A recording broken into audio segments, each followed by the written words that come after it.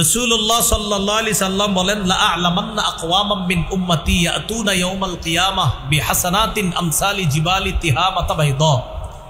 আমি আমার উম্মতের এমন মানুষদেরকে চিনি যারা কিয়ামতের ময়দানে তিহামার সাদা পাহাড়ের মতো বড় বড় পাহাড়ের মতো আমল নামা নিয়ে উপস্থিত হবে, বিশাল বিশাল আমল। তবে ফায়াজআলুহাল্লাহু হাবাআম মানসুরা, আল্লাহ তাদের এই পাহাড়ের মতো আমল একদম নাই করে দিবে। নাউজুবিল্লাহ বলেন, পাহাড়ের মতো আমলগুলো আল্লাহ নাই করে দিবে। হাবাআম মানসুরা মানে অদেখা বিক্ষিপ্ত ধূলিকণা, মানে যে ধূলিকণা দেখা যায় না এরকম নাই করে দিবে, যেটা দেখা যাবে না। সাহাবীরা অবাক হয়ে জিজ্ঞাসা করলেন, হুজুর এরা কারা, আমাদেরকে একটু পরিচয় দেন যেন আমরা তাদের অন্তর্ভুক্ত না হই। নবীজি বললেন, তারা দেখতে তোমাদের মতোই, তারা তোমাদের ভাই, তাদের শরীরের চামড়া তোমাদের চামড়ার মতো।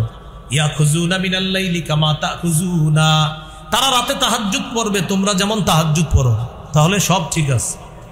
ওয়ালাকিন্নাহুম আকওয়ামুন ইযা খালাউ বিমাহারিমিল্লাহি ইনতাহাকুহা, তবে তারা এমন, যখন তারা নির্জনে কোনো হারামের কাছে যায় সাথে সাথে হারামের মধ্যে লিপ্ত হয়ে যায়, প্রতিনিয়ত এই হারাম কাজ করে, আর মানুষ মনে করে অনেক ভালো, কিন্তু প্রতিদিন সে গোপনে হারাম কাজ করতে করতে করতে করতে আল্লাহর সাথে সে প্রতিযোগিতা যুদ্ধে লিপ্ত হয়ে যায়। কারণ মানুষকে দেখায় গুনাহ করে না, আল্লাহর সাথে সে যুদ্ধ করে যে আল্লাহ তুমি দেখো আমি কি পরিমাণ গুনাহ করতেছি। এইভাবে গোপনে প্রতিনিয়ত গুনাহ করতে করতে করতে করতে এক পর্যায়ে এমন হয়ে যায় ভালো কাজগুলা তার কাছে আর ভালো লাগে না, মানুষকে দেখানোর জন্য ভালো কাজগুলা করে কিন্তু মন থেকে করে না। কিয়ামতের মাঠে তাদের আমলগুলা আল্লাহ নাই করে দিবে, পাহাড়ের মতো আমল নাই করে দিবে। গোপন পাপ, বলেন কি পাপ? গোপন পাপ। গোপন পাপের ভয়ঙ্কর একটা ক্ষতি হলো মানুষের এক পর্যায়ে এমন মনে হয় নামাজ রোজা কোরআন তেলাওয়াত তার আর ভালো লাগে না, সেইগুলা করে জোর কইরা। ওগুলা করে কি করে, মানে তখন আর মন থেকে করে না, ভালো লাগে না। ওই যে গোপন পাপ করতে করতে দিল মরে গেছে, এখন আর দিলের মধ্যে ভালো কাজ ভালো লাগে না। এই কথাটা আল্লাহ তাআলা পবিত্র কোরআনের মধ্যেও বলেছেন, সূরা ফাতিরের 8 নম্বর আয়াত, আফামান যুয়িনা লাহু সুউ আমালিহি ফারাআহু হাসানা, ওই ব্যক্তি যার খারাপ কাজগুলো তার কাছে সুসজ্জিত করে দেওয়া হয়েছে আর সে খারাপ কাজগুলোকে মনে করে ভালো। দেখেন আবার কি বলে আল্লাহ, ওই ব্যক্তি যার কাছে তার খারাপ কাজগুলা সুন্দর করে সাজিয়ে দেওয়া হয়েছে আর সে মনে করে এগুলাকে ভালো, মানে খারাপ কাজকে সে মনে করে কি ভালো। গোপনে পাপ করতে করতে পাপীর কাছে এক সময় পাপগুলাকে ভালো মনে হয় যে না না এটা কোনো ব্যাপার না, এটা হতেই পারে, এরকম এটা কোনো ব্যাপার না। তো এরকম তার কাছে খারাপ কাজগুলা ভালো মনে হয়। আল্লাহ তাআলা বলেন, এই ব্যক্তি কি তার মতো যে ব্যক্তি স্বচ্ছ হৃদয় নিয়ে আল্লাহর ইবাদত করে? বলেন সে কি তার মতো? এ হলো 1 নাম্বার ক্ষতি, গোপন কাজ ভালো লাগে। বলেন গোপন পাপের 1 নাম্বার ক্ষতি কি? খারাপ কাজ ভালো লাগে। যারা নিয়মিত গোপন পাপ করে ওদের 1 নাম্বার ক্ষতি হলো ওদের কাছে খারাপ কাজটা ভালো লাগে। আল্লাহ হেফাজত করেন আমাদেরকে। 2 নাম্বার আরেকটা ভয়ঙ্কর ক্ষতি আছে, মৃত্যুর সময় তাদের মৃত্যুটা খারাপ মৃত্যু হয়, গোপন পাপ করতে করতে করতে করতে।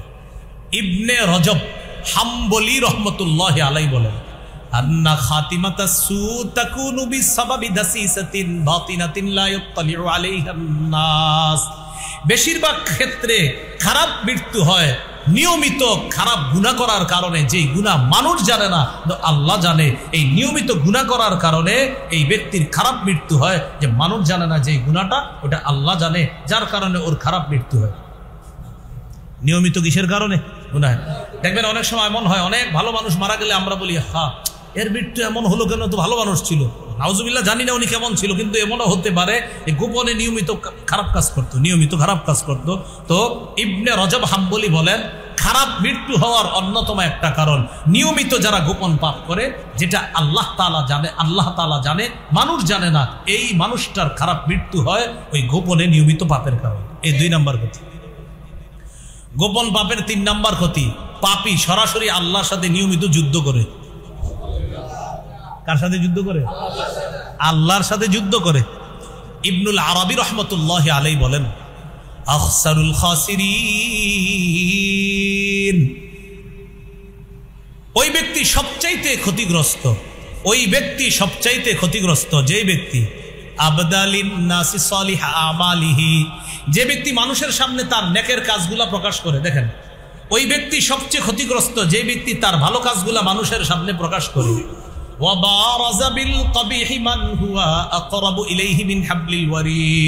আর গোপন পাপের মাধ্যমে সে আল্লাহর সাথে নিয়মিত লড়াই করে। ওই ব্যক্তি সবচেয়ে ক্ষতিগ্রস্ত যে ব্যক্তি তার নেক কাজগুলা মানুষকে দেখায় আর খারাপ কাজের মাধ্যমে ও আল্লাহর সাথে সরাসরি যুদ্ধ করে, প্রতিদিন আল্লাহর সাথে লড়াই করে। এই ব্যক্তি সবচাইতে ক্ষতিগ্রস্ত। তাহলে খারাপ কাজের আপনার গোপনে পাপের 3টা ক্ষতি বললাম। গোপন পাপের 1 নাম্বার ক্ষতি, ওই ব্যক্তি গোপন পাপ করতে করতে ওর কাছে খারাপ কাজগুলা ভালো মনে হবে।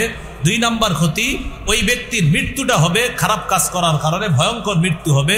3 নাম্বার, এই ব্যক্তি সবচাইতে ক্ষতিগ্রস্ত যে মানুষকে তার ভালো কাজগুলা দেখায় আর গোপনে সে আল্লাহর সাথে পাপের মাধ্যমে সে যুদ্ধে অবতীর্ণ হয়, লড়াইয়ে অবতীর্ণ হয়, সে হলো সবচাইতে ক্ষতিগ্রস্ত।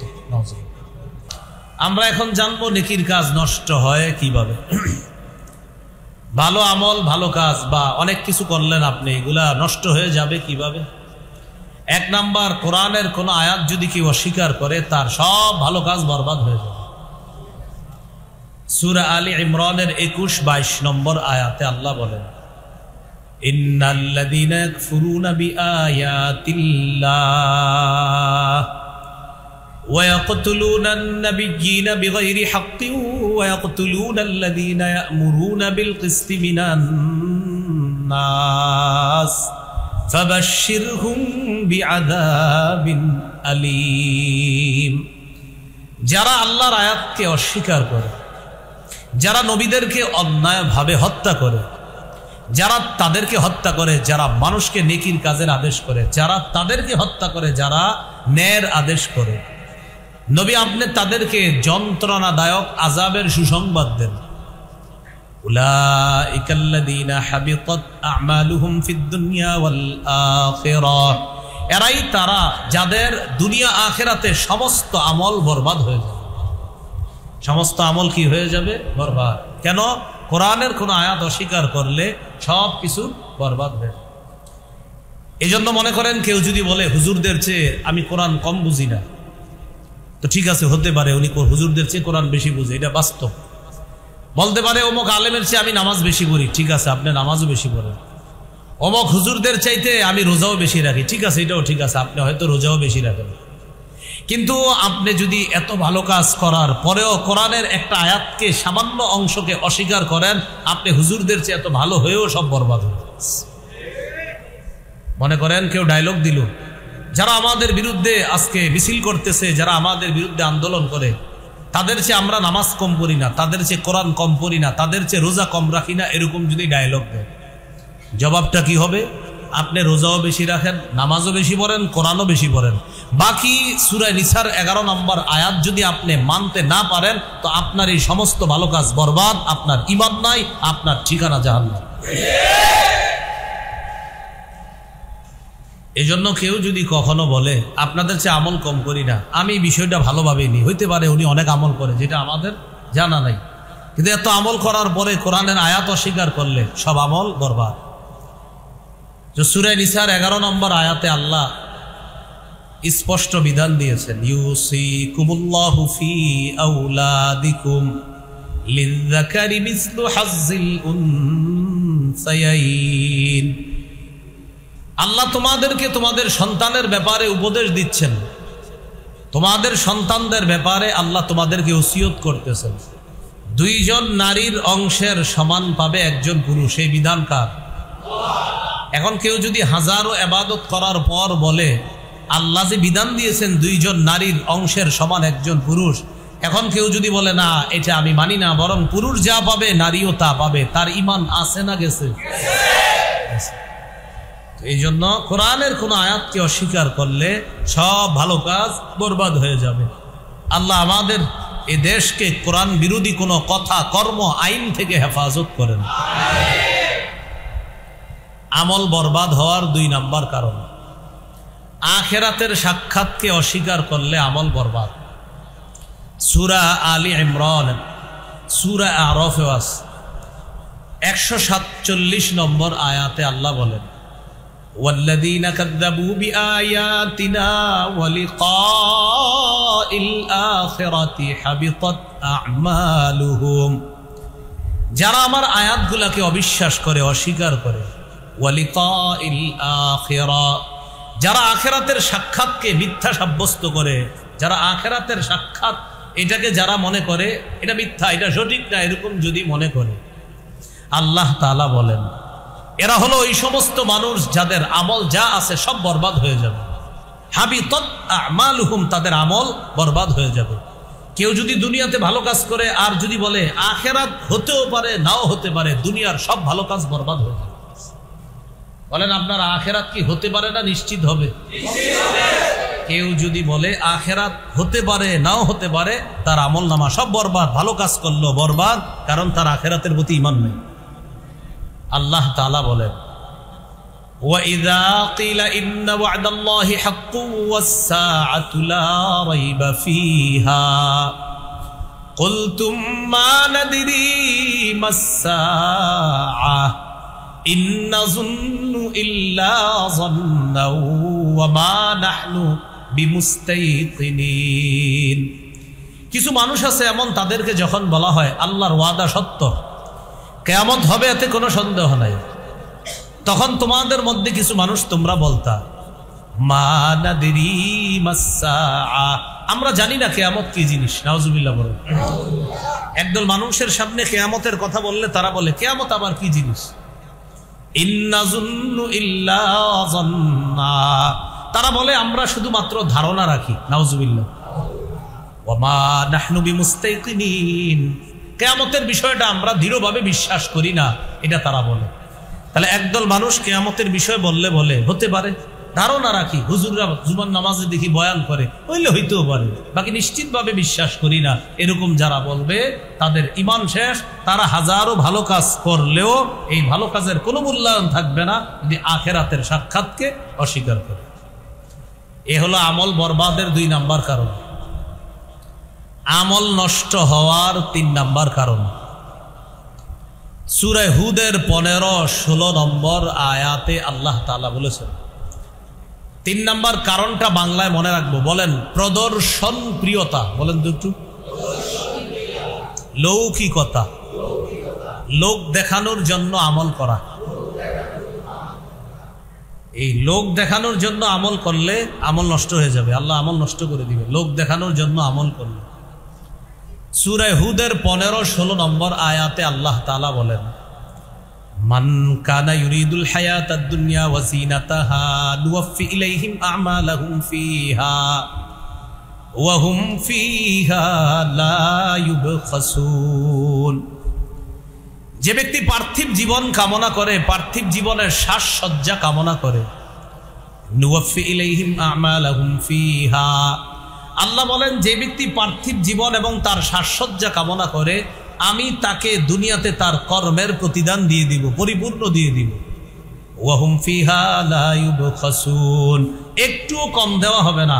যারা পার্থিব জীবন আর সাজসজ্জা কামনা করে, যারা দুনিয়াতে মানুষকে দেখানোর জন্য কিছু করে, আমি তাদেরকে কর্মের প্রতিদান দুনিয়াতে পরিপূর্ণ দিয়ে দিব, একটুও কমানো হবে না, সব দিব। এরপরে আল্লাহ কি বলে দেখেন, উলাইকাল্লাযীনা লাইসা লাহুম ফিল আখিরাতি ইল্লান নার, এরা ওই সমস্ত মানুষ আখিরাতে তাদের জন্য আগুন ছাড়া কিছু থাকবে না। ওয়া হাবিতা মা সানাউ ফিহা, তারা যেই সমস্ত কাজকর্ম করেছে সব নষ্ট হয়ে যাবে। ওয়া বাতিলুম মা কানু ইয়ামালুন, মানুষকে দেখানোর জন্য যে কাজ তারা দুনিয়াতে করেছে এগুলা সব বাতিল হয়ে যাবে, সব বরবাদ হয়ে যাবে। তাহলে 3 নাম্বার, মানুষকে দেখানোর জন্য কোনো আমল করলে এই আমলগুলার প্রতিদান আল্লাহ আপনারে দুনিয়াতে দিবে। আবার বলছি, আপনি দুনিয়াতে যদি কিছু করেন দেখানোর জন্য, এটা আপনাকে দুনিয়াতে দিবে। যেমন খ্যাতি লাভ করা, প্রসিদ্ধি লাভ করার জন্য যদি আপনি কিছু করেন, এটা আল্লাহ আপনাকে দুনিয়াতে দিয়ে দিবে। খ্যাতি লাভ, প্রসিদ্ধি লাভ করার জন্য কিছু করতেছেন, আপনি ওয়াজ করেন, আপনার নিয়ত হলো পুরো বাংলাদেশের না সারা দুনিয়ার মানুষ যেন আপনারে চিনে, এই নিয়তে যদি বয়ান করেন, এটাও আল্লাহ আপনার পুরা করবে, চাহিদা পুরা করবে দুনিয়াতে। আখেরাতে আগুন ছাড়া কিছু থাকবে না। আখেরাতে কি ছাড়া কিছু থাকবে না? আগুন ছাড়া। তিরমিজির হাদিস 2382, 2383 নম্বর হাদিস। এই হাদিসের মধ্যে আছে সুফাই আল আসবাহি রহমতুল্লাহ আলাইহি, একজন তাবিঈ। এই তাবিঈ একদিন এক শহরে প্রবেশ করলেন, করার পর দেখে অসংখ্য অগণিত মানুষ ক্লাস করতেছে, তাদেরকে ক্লাস করাইতেছেন এক ব্যক্তি। ক্লাস শেষ হওয়ার পর তিনি জিজ্ঞাসা করলেন, আচ্ছা তিনি কে? জনগণ জবাব দিলেন, হাদা আবু হুরায়রা রাদিয়াল্লাহু তাআলা আন, ইনি হলেন আল্লাহ রাসূলের সাহাবী আবু হুরায়রা রাদিয়াল্লাহু তাআলা। তো আবু হুরায়রা রাদিয়াল্লাহু তাআলা আনহু একটা ঘরে ঢুকলেন, তিনিও পিছনে পিছনে ওই ঘরে ঢুকলেন। ঢুকার পর সাহাবী আবু হুরায়রা রাদিয়াল্লাহু তাআলা আনহুকে বললেন, আমি আপনাকে একটা বিষয় জানতে চাই, এই জন্য আপনার পিছনে পিছনে আসছি। আপনি আমাকে নবীর এমন একটা হাদিস বলেন যে হাদিসটা আপনি শুনেছেন, বুঝেছেন, জেনেছেন এবং আপনার কাছে সবচেয়ে গুরুত্বপূর্ণ মনে হয়েছে হাদিসটা। আপনি তো অনেক হাদিস শুনছেন, কিন্তু যে হাদিসটা আপনার কাছে সবচেয়ে গুরুত্বপূর্ণ মনে হয়েছে, যেটা আপনি সবচেয়ে ভালোভাবে বুঝেছেন, এমন একটা হাদিস আপনি আমাকে শোনান। কোন সাহাবীকে বললেন? আবু হুরায়রা। আবু হুরায়রা রাদিয়াল্লাহু তাআলা আনহু বললেন, আল্লাহর কসম, আমি তোমাকে এখন আল্লাহ রাসূল সাল্লাল্লাহু আলাইহি সাল্লামের একটা হাদিস শোনাবো, যে হাদিসটি নবী আমাকে বলেছেন, আমি বুঝেছি, এই হাদিস আমি তোমাকে শোনাবো। এটা বলার সাথে সাথে আবু হুরায়রা রাদিয়াল্লাহু তাআলা বেহুশ হয়ে গেছে। কি হয়ে গেছে? ফালাম্মা আফাকা, যখন তার হুশ ফিরে আসছে, হুশ ফিরে আসার সাথে সাথে তখন আবু হুরায়রা রাদিয়াল্লাহু তাআলা আনহু বললেন, আমি তোমাকে এমন একটি হাদিস শোনাবো, যে হাদিসটি আল্লাহ রাসূল সাল্লাল্লাহু আলাইহি সাল্লাম আমাকে বলেছেন, হাদিসটি আমি বুঝেছি, আমি জেনেছি এবং আমার কাছে সর্বাধিক গুরুত্বপূর্ণ মনে হয়েছে, এই হাদিস আমি এখন তোমাকে শোনাবো। এটা বইলা তিনি আবার বেহুশ হয়ে গেছে। কয়বার হলো? ফালাম্মা আফাকা, আবার হুশ ফিরে আসছে। হুশ ফিরে আসার পর তিনি আবার বললেন, আমি তোমাকে এখন রাসূল সাল্লাল্লাহু আলাইহি সাল্লামের এমন একটি হাদিস শোনাবো, যে হাদিসটি আল্লাহ রাসূল সাল্লাল্লাহু আলাইহি সাল্লাম আমাকে বলেছেন, হাদিসটি আমি বুঝেছি, জেনেছি এবং এই হাদিসটি সর্বাধিক গুরুত্বপূর্ণ মনে হয়েছে। নবী আমাকে এই ঘরের মধ্যে বসে এই হাদিসটা শোনাইছে, এই হাদিস এখন আমি তোমাকে শোনাবো। এটা বইলা তিনি আবার বেহুশ হয়ে গেছে। কয়বার হলো? ফালাম্মা আফাকা, আবার হুশ ফিরে আসছে। হুশ ফিরে আসার পর তিনি বললেন, আমি তোমাকে এখন এমন একটি হাদিস শোনাবো, যে হাদিস নবী এই ঘরে এখানে বসে আমাকে বলেছে, আমার আর নবীর মাঝে কেউ ছিল না, আমরা দুইজন ছিলাম, এমন একটি হাদিস তোমাকে আমি শোনাইতে চাই। এই হাদিসটি আল্লাহ রাসূল আমাকে এখানে বসে, এই জায়গায় বসে আমাকে শুনিয়েছেন, আমার আর নবীর মাঝে কেউ ছিল না, আমরা দুইজন ছিলাম, হাদিসটি নবী আমাকে বলছে, আমি এখন তোমাকে শোনাবো। এটা বইলা আবার বেহুশ হয়ে গেছে। কয়বার হলো? তার মানে এমন একটা বিষয় বলতে চাইতেছেন উনি বলতে গিয়ে ভয়ে বারবার বেহুশ হয়ে যেতেছে। হুশ ফিরে আসছে চতুর্থবার। যিনি হাদিস শুনতে চাইতেছেন তিনি কি করলেন? তাকে হেলান দিয়ে বসাইলেন। আবু হুরায়রা রাদিয়াল্লাহু তাআলা আনহুকে নিজের সাথে হেলান দিয়ে বসায় ভালো করে ধরে বললেন, আপনি মেহেরবানি করে হাদিসটা শোনান। তা আবু হুরায়রা রাদিয়াল্লাহু তাআলা আনহু বললেন, কিয়ামতের ময়দানে বিচার ব্যবস্থা যখন শুরু হবে, জাহান্নামের আগুনকে প্রজ্বলিত করা হবে সর্বপ্রথম তিন ব্যক্তির মাধ্যমে। এর মধ্যে একজন আলেম, আরেকজন মুজাহিদ, আরেকজন দানশীল। এই তিনজনের মাধ্যমে জাহান্নামের আগুনকে প্রজ্বলিত করা হবে। তো এটা বলতে গিয়ে উনি বারবার বেহুশ হয়ে যাইতেছিলেন। তো আবু হুরায়রা রাদিয়াল্লাহু তাআলা আনহু তো একজন বড় আলেম, ওই যে তিনজনের একজন আলেম, এই জন্য এটা বলতে গিয়ে উনি বারবার বেহুশ হয়ে যেতেছেন। তো তিনি বলতে লাগলেন, আল্লাহ তাআলা আলেমকে ডাকবেন, ডাকার পর বলবেন, আলাম উআল্লিমকা মা আনজালতু আলা রাসূলি, আমি আমার নবীর উপর যা নাজিল করেছি তা কি আমি তোমাকে শিক্ষা দেইনি? আলাম উআল্লিমকা মা আনজালতু আলা রাসূলি, আমি আমার নবীর উপরে যা নাজিল করেছি তা কি তোমাকে শিক্ষা দেয়নি? এটা কাকে বলবেন? আলেমকে বলবেন। তো আলেম জবাব দিবে, হ্যাঁ আল্লাহ আপনি আমাকে শিক্ষা দিয়েছেন। তো আল্লাহ তাআলা বলবেন, ফামাযা আমিলতা ফীমা উল্লিমতা, তখন আল্লাহ তাআলা আলেমকে বলবেন, তোমাকে যে এলেম শিক্ষা দেওয়া হয়েছে এই এলেম অনুযায়ী তুমি কি আমল করেছো? তো আলেম জবাব দিবে, আকুমু বিহি আনা আল-লাইলি ওয়া আনা আন-নাহার। আল্লাহ আমি দিনে রাত কোরআন হাদিসের প্রচার করেছি। নবী যে বাণী আমাকে শিখিয়েছেন এই বাণীর প্রচার আমি করেছি দিন রাত। দিনের বেলা মানুষের সামনে হাদিসের প্রচার করছি, কোরআনের প্রচার করছি, রাতের বেলা মানুষের সামনে ওয়াজ নসিহত করছি। আল্লাহ বলবেন আমি সব জানি, তুমি যে মানুষের সামনে কোরআন হাদিস প্রচার করছো এটা কেন করছো সেটা বলো। ওই ব্যক্তি বলবে আল্লাহ আপনাকে খুশি করার জন্য। আল্লাহ বলবে কাযাবতা, তুমি মিথ্যা কথা বলো। লিইউকাল ফুলানুন কারিউন, মানুষ যেন বলে ওমকে বড় আলেম, বড় কারি সাহেব, এই নিয়তে তুমি কোরআন সুন্নাহ মানুষের সামনে প্রচার করছো। জাতি যেন তোমাকে বলে বাবা এত বড় হুজুর কি আর দুনিয়াতে হয়, এই নিয়তে তুমি করছো। আমাকে খুশি করার জন্য করেছো যে বললা, এটা তুমি মিথ্যা কথা বলছো। আল্লাহ যখন তাকে বলবে তুমি মিথ্যা কথা বলেছো, সাথে সাথে ফেরেশতারা বলবে কাযাবতা, হ্যাঁ তুই মিথ্যাবাদী, তুই মিথ্যা কথা বলছো। আল্লাহ বলবে তুমি মিথ্যা কথা বলছো, ফেরেশতারা সাথে সাথে বলবে হ্যাঁ হ্যাঁ তুমি মিথ্যাবাদী। আল্লাহ বলবেন যাও ওই যে জাহান্নামের দিকে যাও। সুহিবা বিহি ফি ওয়াজহিহি আলান নার, মাথা নিচে পা উপরের দিকে দিয়ে তাকে হেসরাইতে হেসরাইতে এইভাবে জাহান্নামের দিকে নিক্ষেপ করা। মুজাহিদ আসো, তুমি জিহাদ করছো কেন বলো। মুজাহিদ বলবে আল্লাহ লিইলাই কালিমাতিক, আপনার কালিমা বুলন্দ করার জন্য, আপনার দ্বীন প্রতিষ্ঠা করার জন্য আমি জিহাদ করেছি। আল্লাহ বলবে আমি জানি উদ্দেশ্য কি ছিল সেটা বলে। বলবে আপনাকে খুশি করার জন্য। আল্লাহ বলবে না, মানুষ যেন তোমাকে বড় বীর বাহাদুর মুজাহিদ বলে এই নিয়তে তুমি জিহাদ করছো। তুমি দ্বীন প্রতিষ্ঠা করার জন্য করছো, তবে তোমার নিয়ত ছিল মানুষ তোমাকে বলবে বাবা কত বড় পালোয়ান মুজাহিদ, এই নিয়তে তুমি জিহাদ করছো। তোমার দুনিয়াতে মানুষ অনেক মুজাহিদ বলছে, তোমার এই চাহিদা আমি পূরণ করছি। কারণ এই যে সূরা হুদের আয়াতটা শোনাইলাম, যারা দুনিয়াতে দেখানোর জন্য কিছু করবে আল্লাহ তাদের চাহিদা পূরণ করে দিবে। তোমারে বড় মুজাহিদ বলবে এটা আমি তোমার চাহিদা পূরণ করেছি। ওই ব্যক্তি বলবে আল্লাহ আমি আপনাকে খুশি করার জন্য করছি। আল্লাহ বলবে কাযাবতা, মিথ্যা বলছো। মানুষ যেন তোমাকে মুজাহিদ বলে, ফেরেশতারাও সাথে সাথে বলবে হ্যাঁ হ্যাঁ হ্যাঁ তুমি মিথ্যা কথা বলছো। এই ব্যক্তিকেও বলা হবে যাও জাহান্নামের দিকে যাও। ওই যে হুজুর যাইতেছে তুমিও যাও, দুইজন।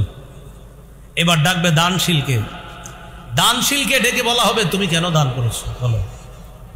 ওই ব্যক্তি বলবে আমি দান করেছি আল্লাহ আপনাকে খুশি করার জন্য।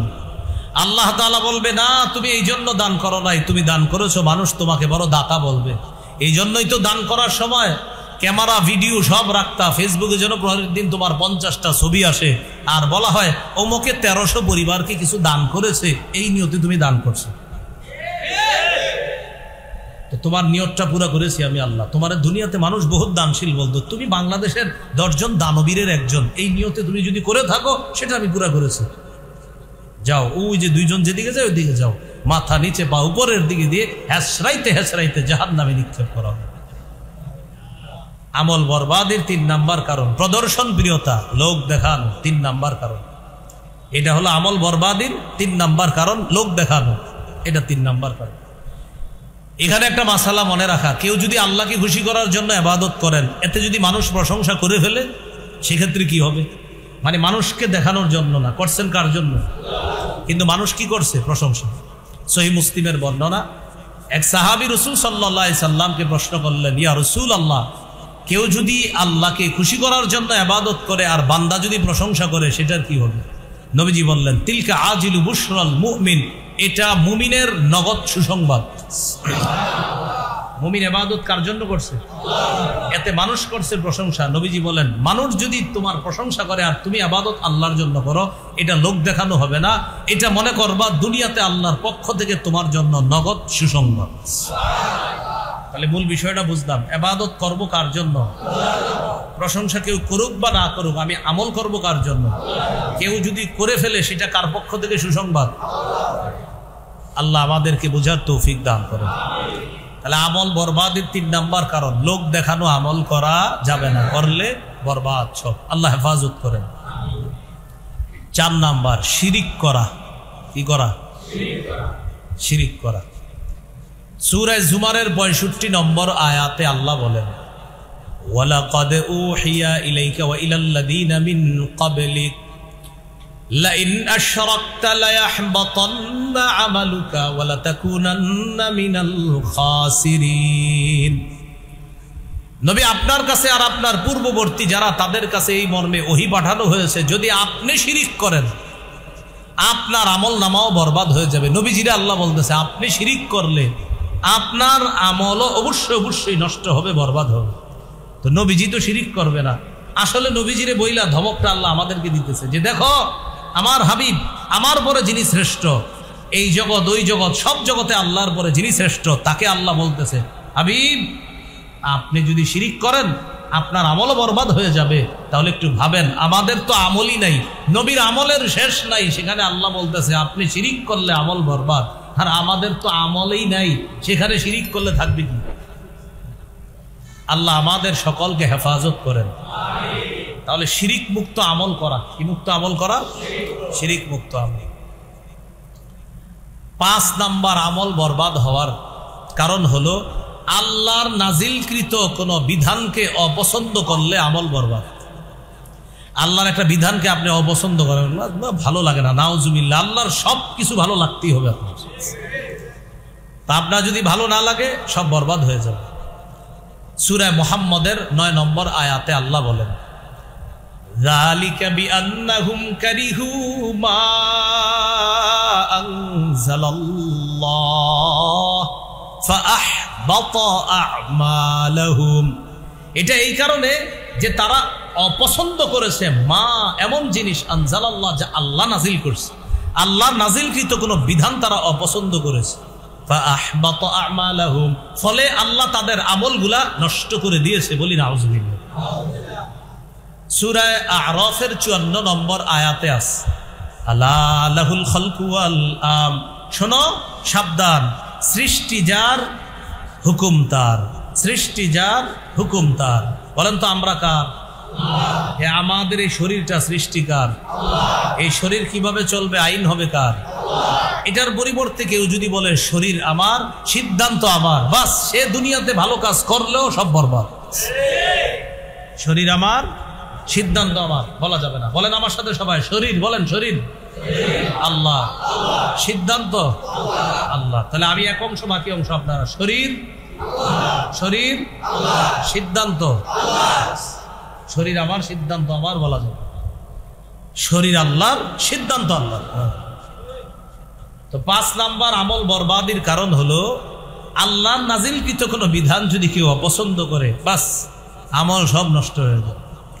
সূরা নূরের 2 নম্বর আয়াতে আছে আয-যানিয়াতু ওয়াজ-যানি ফাজলিদু কুল্লা ওয়াহিদিম মিনহুমা মিআতা জালদা। ব্যভিচারিণী নারী পুরুষ যদি অবিবাহিত হয় তাদেরকে 100 বেত্রাঘাত করা হবে, আর যদি তারা বিবাহিত হয় তাদেরকে পাথর মেরে হত্যা করা হবে। বিধান কার? এই বিধানের পরিবর্তন করে, এই বিধানকে উপেক্ষা করে, এই বিধানকে পাশ কাটিয়ে, এই বিধানকে চ্যালেঞ্জ করে কেউ যদি বলে যৌন কর্মীদেরকে শ্রম অধিকার আইনে শ্রমিকদের প্রতিষ্ঠা, শ্রমিকদের মর্যাদা দেওয়া, তাহলে এই কথা বলা মানে আল্লাহর কোরআনের বিধানকে অপছন্দ করা। কেউ যদি বলে যৌন কর্মীদেরকে শ্রমিকের মর্যাদা দেওয়া, আর যদি বলে উনি অনেক ভালো কাজ করে, আমরাও বলি আপনি অনেক ভালো কাজ করেন, কিন্তু আল্লাহর কোরআনের সূরা নূরের 2 নম্বর আয়াতের বিধান আপনার ভালো না লাগার কারণে আপনার সব ভালো কাজ বরবাদ। বুঝে বুঝে আসছে না হুদাই বুঝে আসছে? মাহফিলে অনেক সময় রেডিমেড ঠিকও করে অনেকে, মানে হুদাই ঠিক করে। আপনারা বুঝে বলতেছেন তো? মাশাআল্লাহ। তো সূরা নূরের 2 নম্বর আয়াতে আছে অবিবাহিত নারী পুরুষ তারা যদি জিনা করে তাদেরকে 100 বেত্রাঘাত, বিবাহিত হলে পাথর মেরে হত্যা করা। এটা সূরা নূরের 2 নম্বর আয়াত। এই বিধানটা কার? এই বিধানটা আমাদের পছন্দ করতে হবে। এখন কেউ যদি এই বিধানটা অপছন্দ করে আর যদি বলে আমি কি কোরআন কম পড়ি, মানে উনি বলে কি আমি কি কোরআন কম পড়ি, আমরাও বলি আপনি কোরআন বেশিই পড়েন, কিন্তু এই বিধান অপছন্দ করার কারণে আপনি কোরআন হাজারও পড়লে আপনার একটু সওয়াব হবে, সব বরবাদ, কারণ আপনি রবের বিধান অপছন্দ করছেন। এ হলো আমল বরবাদির 5 নম্বর কারণ। আমল বরবাদের 6 নম্বর কারণ আল্লাহর সন্তোষ সাধনকে অপছন্দ করা। আল্লাহর সন্তোষ সাধনকে অপছন্দ করা মানে আল্লাহ একটা জিনিস পছন্দ করে, এটা আপনি অপছন্দ করেন, নাউজুবিল্লাহ পড়েন। সূরা মুহাম্মদের 28 নম্বর আয়াতে আল্লাহ বলেন, যালিকা বিআন্নাহুম ইত্তাবাউ মা আসখাতাল্লাহ ওয়া কারিহু রিদওয়ানাহু ফাআহবাতা আ'মালাহুম। এটা এই কারণে যে তারা ইত্তাবাউ অনুসরণ করেছে মা আনজালাল্লাহ, যা আল্লাহ নাজিল করেছে, এই আল্লাহর নাজিলকৃত বিষয় তারা অনুসরণ করেছে। তো যালিকা বিআন্নাহুম ইত্তাবাউ, তারা এই কারণে মা যালিকা বিআন্নাহুম ইত্তাবাউ, এই কারণে যে তারা অনুসরণ করেছে মা আসখাতাল্লাহ, এমন জিনিস যা আল্লাহকে রাগায়া দিয়েছে, আল্লাহকে রাগান্বিত করে দিয়েছে। আবার বলছে যালিকা, এটা এই কারণে বিআন্নাহুম ইত্তাবাউ মা আসখাতাল্লাহ, তারা অনুসরণ করেছে এমন জিনিসের মা যা আসখাতাল্লাহ, আল্লাহকে অসন্তুষ্ট করে দিয়েছে। ওয়া কারিহু, আর তারা অপছন্দ করেছে রিদওয়ানা, আল্লাহর সন্তোষ সাধনকে তারা অপছন্দ করেছে। যেমন বলেন তো, নবীদেরকে নির্বাচিত করেছে কে? নবীদেরকে মানুষের মধ্য থেকে নির্বাচন করেছেন কে? সাহাবীদেরকে নবীর সাহাবী হওয়ার মর্যাদা দিয়েছেন কে? এটা আপনার যদি মনে হয় ইস আমি কেন সাহাবী হইলাম না, আমার হওয়া উচিত ছিল, আমার দরকার ছিল, মানে কি? আল্লাহ পছন্দ করছে যাদেরকে, তারাই সাহাবী হয়েছে। আমি আপনি সাহাবী যদি হইতে পারতাম তাহলে আমরা অনেক খুশি হইতাম। বাস আল্লাহ আমাদেরকে এই যুগের জন্য নির্বাচন করছে, এটাই আমরা খুশি। মুহাম্মদ সাল্লাল্লাহু আলাইহি সাল্লাম তায়েফবাসীদেরকে দাওয়াত দিতে গেছে। প্রথমে আপন 3 ভাইকে দাওয়াত দিলেন। একজনের নাম হাবিব, আরেকজনের নাম মাসুদ, আরেকজনের নাম আব্দে ইয়ালিল ইবনে কুলাল, এই নামটা বুখারীতে আসছে। তো 3 জনের দাওয়াত দেওয়ার পর একজনে বলে, আল্লাহ তোমার ছাড়া কি আর কাউরে পাইল না নবী বানাইতে? আরেকজন বলে, আচ্ছা কুরাইশ বংশ ছাড়া কি আর কোনো বংশ ছিল না নবী বানাইতে? আরেকজন বলল, মোহাম্মদ তোমার চেহারাটাও দেখতে চাই না, যাও। নাউজুবিল্লাহ। এখন দেখেন, কুরাইশ বংশে নবী নির্বাচন করেছেন কে? মুহাম্মদ সাল্লাল্লাহু আলাইহি সাল্লামকে নবী হিসেবে নির্বাচিত করেছেন কে? এরা বলে এদের পছন্দ হয় না। তো আল্লাহর সন্তোষ সাধনকে যদি কেউ অপছন্দ করে, সে যদি হাজারো ভালো কাজ করে, তার সব ভালো কাজ বরবাদ হয়ে যায়। তো সূরা মুহাম্মদের 28 নম্বর আয়াতে আল্লাহ বলেন, যালিকা বিআন্নাহুম ইত্তাবাউ মা আসখাতাল্লাহ, এটা এই কারণে যে তারা অনুসরণ করেছে মা আসখাতাল্লাহ, এমন জিনিস যা আল্লাহকে রাগান্বিত করে দেয়, অসন্তুষ্ট করে দেয়। ওয়া কারিহু রিদওয়ানাহু ফাআহবাতা আ'মালাহুম, তারা আল্লাহর সন্তোষ সাধনকে অপছন্দ করেছে, ফলে আল্লাহ তাদের আমল বরবাদ করে দিয়েছে। তাহলে কি শিখলাম? আল্লাহ যা নির্বাচন করেছেন, আল্লাহ যা পছন্দ করেছেন, এটা আমার পছন্দ করা, এটা আমার মেনে নেওয়া। মুসা নবীকে আল্লাহ নবী বানিয়েছেন, এটা আমি মেনে নেওয়া। হারুন নবীকে আল্লাহ নবী বানিয়েছেন, এটা আমাদের মেনে নেওয়া। আদম নবীকে আল্লাহ মানুষের মধ্যে সর্বপ্রথম মানুষ হিসাবে নির্বাচন করেছেন। কারণ আপনার মনে হইলো, তাহলে আদম নবীরে করলে আমারে কেন করলো না আল্লাহ প্রথম মানুষ? এটা আপনার মনে যেন না আসে। আদম নবীকে প্রথম মানুষ হিসেবে আল্লাহ নির্বাচন করেছেন, এটাই আল্লাহর পছন্দ, এটাই আল্লাহর সন্তুষ্টি। আল্লাহর সন্তোষ সাধনকে মেনে নেওয়া। যদি মেনে না নেই তাহলে আমল নামা সব বরবাদ করে দিবেন আল্লাহ। এই হলো 6 নাম্বার কারণ। আমল বরবাদের 7 নাম্বার কারণ, কেউ যদি আল্লাহর রাস্তায় বাধা দেয়। নাউজুবিল্লাহ পড়েন। সূরা মুহাম্মদের 32 নম্বর আয়াতে আল্লাহ বলেন, ইন্নাল্লাযীনা কাফারু ওয়া সাদ্দু আন সাবিলিল্লাহ ওয়া শাক্কুর রাসূলা মিন বা'দি মা তাবায়্যানা লাহুমুল হুদা লা ইয়াদুররুল্লাহা শাইআ, নিশ্চয়ই যারা কুফরি করে এবং আল্লাহর রাস্তায় বাধা দেয়, ওয়া শাক্কুর রাসূলা মিন বা'দি মা তাবায়্যানা লাহুমুল হুদা, হেদায়েত স্পষ্ট হওয়ার পরেও যারা রাসূলের বিরোধিতা করে, লা ইয়াদুররুল্লাহা শাইআ, তারা কিছুতেই আল্লাহর কোনো ক্ষতি করতে পারবে না।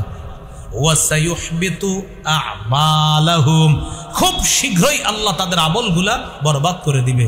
যারা কুফরি করে, যারা আল্লাহর রাস্তায় বাধা দান করে, তারা আল্লাহর কোনো ক্ষতি করতে পারবে না, উল্টা আল্লাহ অচিরেই শীঘ্রই তাদের আমলগুলা বরবাদ করে দিবে।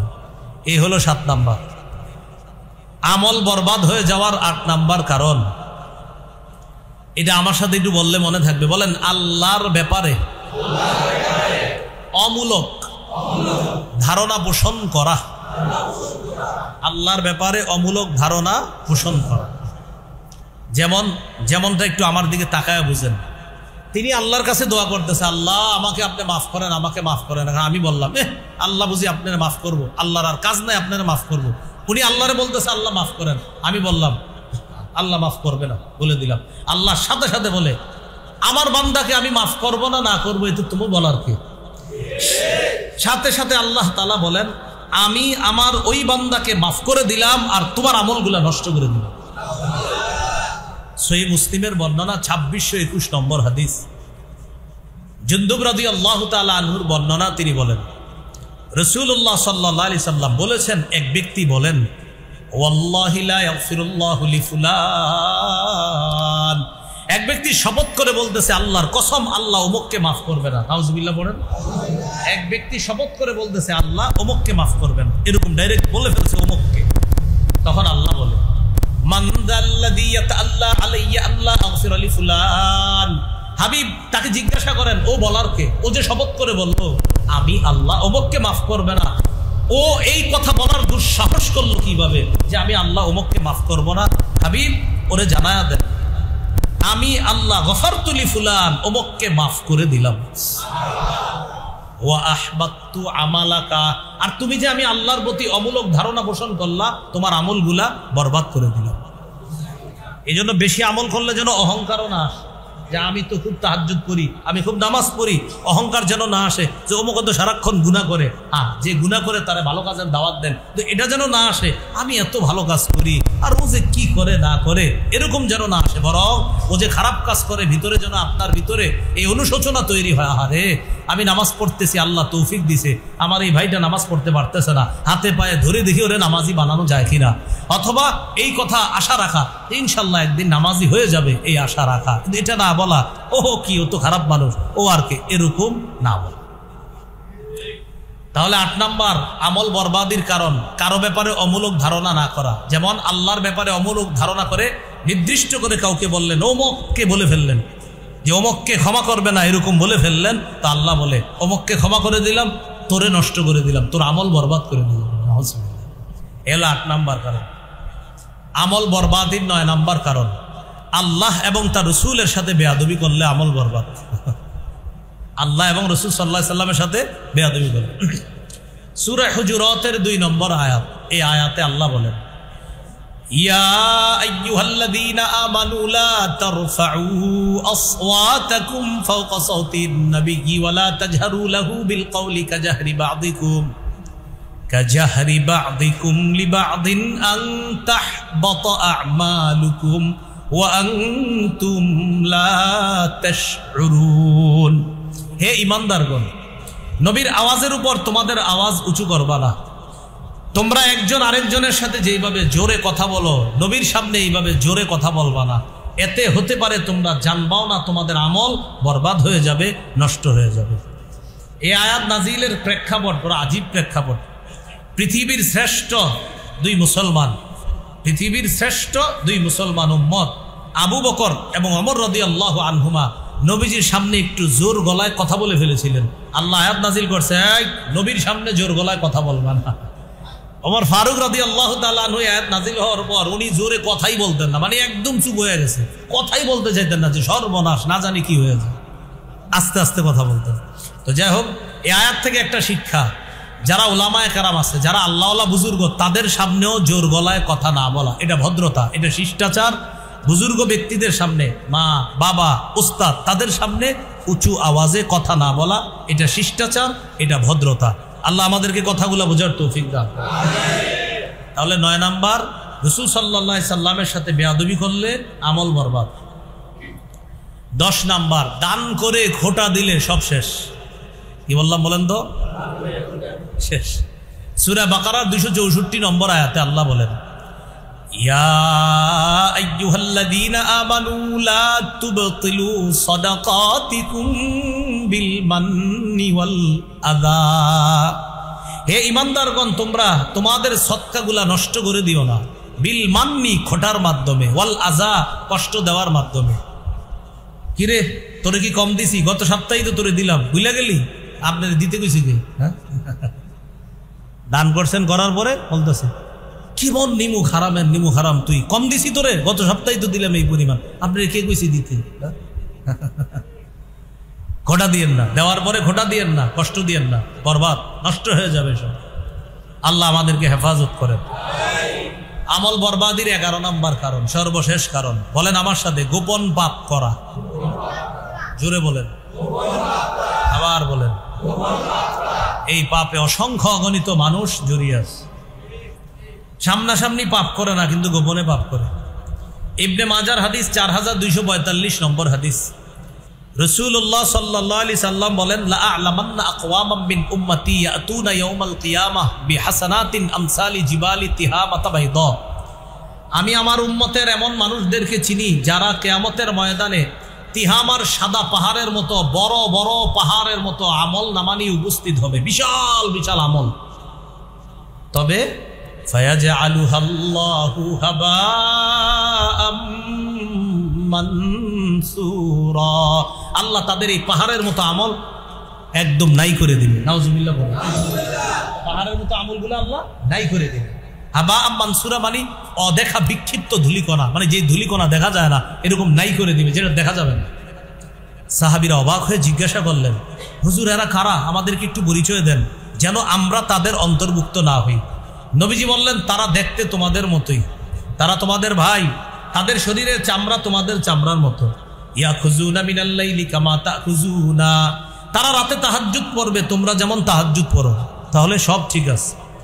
ওয়ালাকিন্নাহুম আকওয়ামুন ইযা খালাউ বিমাহারিমিল্লাহি ইনতাহাকুহা, তবে তারা এমন, যখন তারা নির্জনে কোনো হারামের কাছে যায়, সাথে সাথে এই হারামের মধ্যে লিপ্ত হয়ে যায়, প্রতিনিয়ত এই হারাম কাজ করে, আর মানুষ মনে করে অনেক ভালো, কিন্তু প্রতিদিন সে গোপনে হারাম কাজ করতে করতে করতে করতে আল্লাহর সাথে সেই প্রতিযোগিতা, যুদ্ধে লিপ্ত হয়ে যায়। কারণ মানুষকে দেখায় গুনাহ করে না, আল্লাহর সাথে সে যুদ্ধ করে, যে আল্লাহ তুমি দেখো আমি কি পরিমাণ গুনাহ করতেছি। এইভাবে গোপনে প্রতিনিয়ত গুনাহ করতে করতে করতে করতে এক পর্যায়ে এমন হয়ে যায়, ভালো কাজগুলা তার কাছে আর ভালো লাগে না, মানুষকে দেখানোর জন্য ভালো কাজগুলা করে, কিন্তু মন থেকে করে না। কিয়ামতের মাঠে তাদের আমলগুলা আল্লাহ নাই করে দিবে, পাহাড়ের মতো আমল নাই করে দিবে। গোপন পাপ, বলেন কি পাপ? গোপন পাপ। গোপন পাপের ভয়ঙ্কর একটা ক্ষতি হলো, মানুষের এক পর্যায়ে এমন মনে হয় নামাজ, রোজা, কোরআন তেলাওয়াত তার আর ভালো লাগে না, সেইগুলা করে জোর কইরা। ওগুলা করে কি করে? মানে তখন আর মন থেকে করে না, ভালো লাগে না। ওই যে গোপন পাপ করতে করতে দিল মরে গেছে, এখন আর দিলের মধ্যে ভালো কাজ ভালো লাগে না। এই কথাটা আল্লাহ তাআলা পবিত্র কোরআনের মধ্যেও বলেছেন, সূরা ফাতিরের 8 নম্বর আয়াত।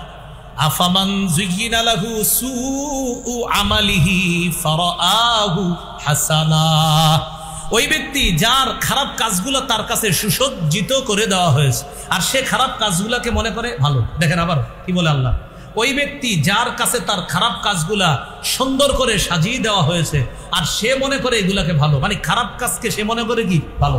গোপনে পাপ করতে করতে পাপীর কাছে এক সময় পাপগুলাকে ভালো মনে হয়, যে না না এটা কোনো ব্যাপার না, এটা হতেই পারে, এরকম এটা কোনো ব্যাপার না। তো এরকম তার কাছে খারাপ কাজগুলা ভালো মনে হয়।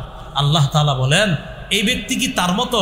যে ব্যক্তি স্বচ্ছ হৃদয় নিয়ে আল্লাহর ইবাদত করে, বলেন সে কি তার মতো?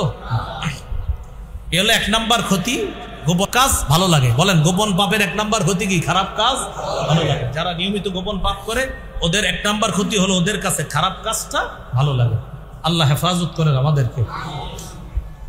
2 নম্বর আরেকটা ভয়ঙ্কর ক্ষতি আছে, মৃত্যুর সময় তাদের মৃত্যুটা খারাপ মৃত্যু হয়, গোপন পাপ করতে করতে করতে করতে।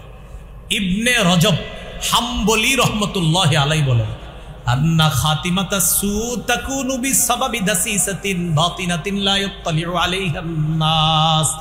বেশিরভাগ ক্ষেত্রে খারাপ মৃত্যু হয় নিয়মিত খারাপ গুনাহ করার কারণে, যেই গুনাহ মানুষ জানে না, আল্লাহ জানে। এই নিয়মিত গুনাহ করার কারণে এই ব্যক্তির খারাপ মৃত্যু হয়, যে মানুষ জানে না যে গুনাহটা, ওটা আল্লাহ জানে, যার কারণে ওর খারাপ মৃত্যু হয়। নিয়মিত কিসের কারণে? গুনাহ। দেখবেন অনেক সময় এমন হয়, অনেক ভালো মানুষ মারা গেলে আমরা বলি, হ্যাঁ এর মৃত্যু এমন হলো কেন, তো ভালো মানুষ ছিল। নাউজুবিল্লাহ, জানি না উনি কেমন ছিল, কিন্তু এমনও হতে পারে যে গোপনে নিয়মিত খারাপ কাজ করতো, নিয়মিত খারাপ কাজ করতো।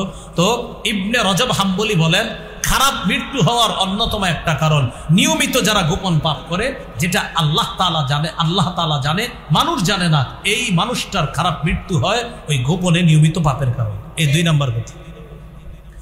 গোপন পাপের 3 নম্বর ক্ষতি, পাপী সরাসরি আল্লাহর সাথে নিয়মিত যুদ্ধ করে।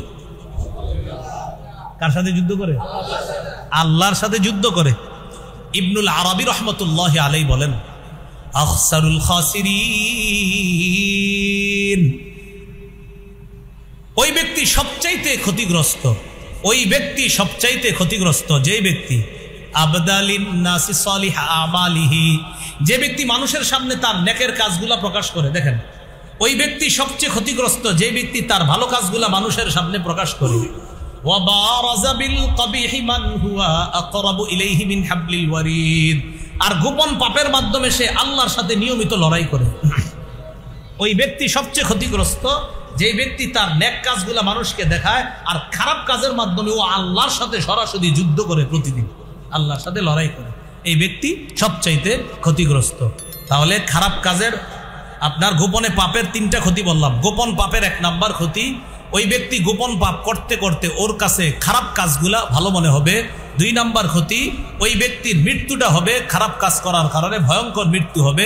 তিন নাম্বার, এই ব্যক্তি সবচাইতে ক্ষতিগ্রস্ত যে মানুষকে তার ভালো কাজগুলা দেখায় আর গোপনে সে আল্লাহর সাথে পাপের মাধ্যমে সে যুদ্ধে অবতীর্ণ হয়, লড়াইয়ে অবতীর্ণ হয়, সে হলো সবচাইতে ক্ষতিগ্রস্ত।